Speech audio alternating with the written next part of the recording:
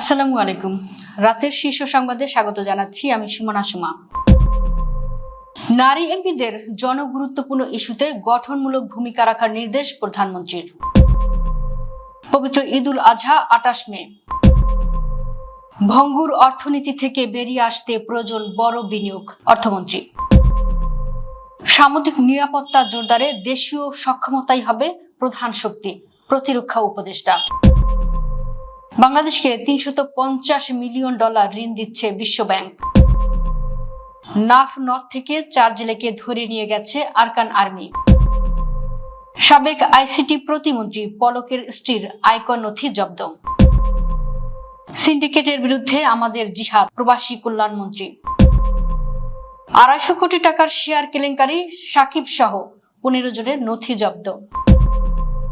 কলকাতা বিমানবন্দরের কাছে 8 বাংলাদেশি সহ গ্রেপ্তার 9। ঈদ ঘিরে 13 দিন সব ফিলিং স্টেশন 24 ঘন্টা খোলা থাকবে। সৌদি আরবে যুদ্ধ বিমান সহ 8000 সেনা মোতায়েন করেছে পাকিস্তান। শুনছিলেন শিরোনাম, এবার বিস্তারিত। সংরক্ষিত নারী আসনের সংসদ সদস্যদের এমপি জনগণের কল্যাণে নিবেদিত হয়ে এবং দলের ভাবমূর্তি বজায় রেখে কাজ করার নির্দেশ দিয়েছেন সংসদ নেতা ও প্রধানমন্ত্রী তারেক রহমান। পাশাপাশি জাতীয় সংসদে জনগুরুত্বপূর্ণ ইস্যু, বিশেষ করে নারী অধিকার, শিশু কল্যাণ এবং সামাজিক বৈষম্য দূরীকরণে জোরালো বক্তব্য ও গঠনমূলক ভূমিকা রাখার জন্য নির্দেশনা দিয়েছেন তিনি। সোমবার 18 মে বিকেলে বাংলাদেশ সচিবালয়ে মন্ত্রিপরিষদ বিভাগের জনপ্রশাসন সভাকক্ষে অনুষ্ঠিত সভায় তিনি এর নির্দেশনা দেন। বৈঠক সূত্র জানায়, প্রধানমন্ত্রী জনগণের সাথে নিবিড় সংযোগ গড়ে তোলার নির্দেশ দিয়ে বলেছেন, কেবল সংসদে নয়, নিজ নিজ এলাকায় জনগণের সুখ দুঃখে পাশে থাকতে হবে। তৃণমূলের মানুষের মৌলিক সমস্যাগুলো চিহ্নিত করে তার সমাধানে ভূমিকা রাখতে হবে। দলের নীতি, আদর্শ এবং শৃঙ্খলা বজায় রেখে সংসদ ও সংসদের বাইরে দায়িত্ব পালন করতে হবে। কোনো অবস্থাতেই এমন কোনো আচরণ করা যাবে না যা দল বা সরকারের ভাবমূর্তি ক্ষুণ্ণ করে। দেশের আকাশে পবিত্র জিলহজ মাসের চাঁদ দেখা গেছে। 28 মে উদযাপিত হবে মুসলমানদের অন্যতম বড় ধর্মীয় উৎসব পবিত্র ঈদুল আজহা। সোমবার সন্ধ্যায় জাতীয় চাঁদ দেখা কমিটি এই তথ্য জানায়। দেশের বিভিন্ন জেলা থেকে জিলহজ মাসের চাঁদ দেখার তথ্য পাওয়ায় মঙ্গলবার 19 মে থেকে শুরু হচ্ছে জিলহজ মাসের গণনা। সেই হিসেবে 28 মে দেশে উদযাপিত হবে পবিত্র ঈদুল আজহা। এর আগে আজ সন্ধ্যায় হিজরি 1447 সনের পবিত্র জিলহজ মাসের চাঁদ দেখা ও পবিত্র ঈদুল আজহার তারিখ নির্ধারণের লক্ষ্যে জাতীয় চাঁদ দেখা কমিটির বৈঠক অনুষ্ঠিত হয়। রাজধানীর ইসলামিক ফাউন্ডেশনের বাইতুল মুকাররম সভাকক্ষে অনুষ্ঠিত সভায় সভাপতিত্ব করেন ধর্মমন্ত্রী কাজী শাহ মুফাজ্জল হোসেন কায়কোবাদ। অর্থ ও পরিকল্পনা মন্ত্রী আমির খসরু মাহমুদ চৌধুরী বলেছেন, ভঙ্গুর অর্থনীতি থেকে বেরিয়ে আসতে প্রয়োজন বড় বিনিয়োগ। সোমবার 18 মে জাতীয় অর্থনৈতিক পরিষদের সভা শেষে অনুষ্ঠিত সংবাদ সম্মেলনে তিনি এসব কথা বলেন। বড় আকারের এডিপি নেওয়ার যৌক্তিকতা ব্যাখ্যা করতে গিয়ে মন্ত্রী একটি উদাহরণ দেন। তিনি বলেন, টিউবওয়েলের পানি কমে গেলে যেমন পানি ঢেলে চাপ বাড়াতে হয়, তেমনি ভঙ্গুর অর্থনীতি থেকে বেরিয়ে আসতে বড় বিনিয়োগ প্রয়োজন। তিনি জোর দিয়ে বলেন, এই বিনিয়োগ ছাড়া অর্থনীতিকে ঘুরে দাঁড় করানো সম্ভব নয়। মন্ত্রী আশাবাদ ব্যক্ত করেন যে সরকারের দৃঢ় নেতৃত্ব, দ্রুত সিদ্ধান্ত গ্রহণ এবং পেশাদারিত্বের মাধ্যমে বাংলাদেশ ভবিষ্যতে একটি গুরুত্বপূর্ণ বিনিয়োগ গন্তব্যে পরিণত হবে। এর আগে প্রধানমন্ত্রীর সভাপতিত্বে অনুষ্ঠিত এনইসি সভায় 2026-27 অর্থ বছরের জন্য 3 লাখ কোটি টাকার বার্ষিক উন্নয়ন কর্মসূচি এডিপি অনুমোদন দেওয়া হয়েছে। সামুদ্রিক নিরাপত্তা জোরদারে দেশীয় সক্ষমতাই হবে আমাদের প্রধান শক্তি, এমন মন্তব্য করেছেন প্রধানমন্ত্রীর প্রতিরক্ষা উপদেষ্টা ব্রিগেডিয়ার জেনারেল অবসরপ্রাপ্ত ডক্টর AKM শামসুল ইসলাম। সোমবার 18 মে বাংলাদেশ নৌবাহিনী পরিচালিত নারায়ণগঞ্জ ডক ইয়ার্ড পরিদর্শনকালে প্রতিরক্ষা উপদেষ্টা এসব কথা বলেন। দেশে প্রতিরক্ষা সক্ষমতা, নৌশক্তি ও সামুদ্রিক নিরাপত্তা আরও সুদৃঢ় করার লক্ষ্যে তিনি ডক ইয়ার্ড পরিদর্শন করেন। তিনি বলেন, জাতীয় নিরাপত্তা, নৌশক্তি ও সামুদ্রিক স্বার্থ সুরক্ষায় দেশীয় নৌশিল্পের বিকাশ অত্যন্ত গুরুত্বপূর্ণ। জাহাজ নির্মাণ, মেরামত ও রক্ষণাবেক্ষণ সক্ষমতা বৃদ্ধির মাধ্যমে নারায়ণগঞ্জ ডক ইয়ার্ডকে একটি আধুনিক, কার্যকর ও অগ্রসর নৌশিল্প প্রতিষ্ঠানে পরিণত করতে হবে।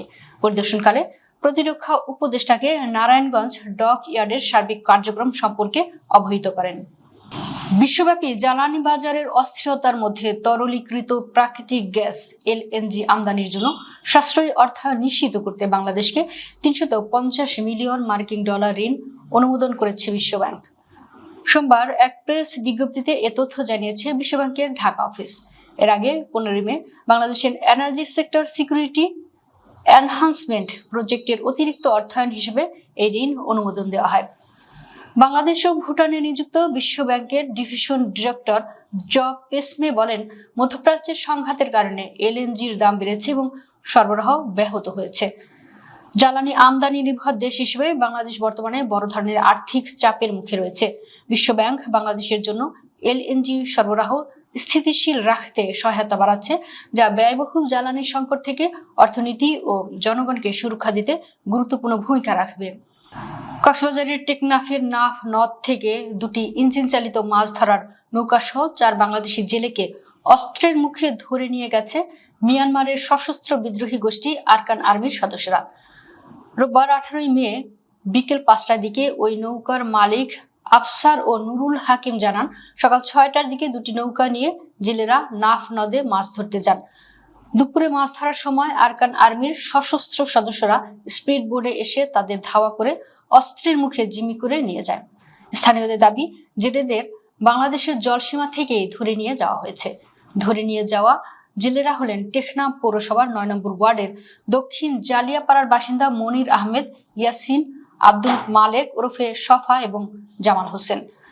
স্থানীয় জেলে সুলাইমান, নুরুল বশর ও নেজাম জানান, টেকনাফ সদর ইউনিয়নের নাজিরপাড়া সংলগ্ন নাফ নদ এলাকায় মাছ ধরার সময় আরকান আর্মির সদস্যরা জেলেদের জিম্মি করে। পরে 2টি মাছ ধরার নৌকা সহ তাদের মিয়ানমারের কাইচাং খালের দিকে নিয়ে যাওয়া হয়। সাবেক আইসিটি প্রতিমন্ত্রী জুয়েনাত আহমেদ পলকের স্ত্রী আরিফা জেসমিনের আয়কর নথির জব্দের আদেশ দিয়েছে আদালত। দুদকের আবেদনের প্রেক্ষিতে সোমবার ঢাকার মেট্রোপলিটনের সিনিয়র স্পেশাল জজ মোহাম্মদ সাব্বির ফয়েজ এই আদেশ দেন। সংশ্লিষ্ট আদালতের বেঞ্চ সহকারী মোহাম্মদ রিয়াজ হোসেন এ তথ্য জানিয়েছেন। মামলার তদন্ত কর্মকর্তা দুদকের সহকারী পরিচালক মিনহাজ বিন ইসলাম আরিফা জেসমিনের আয়কর নথি জব্দ চেয়ে আবেদন করেন।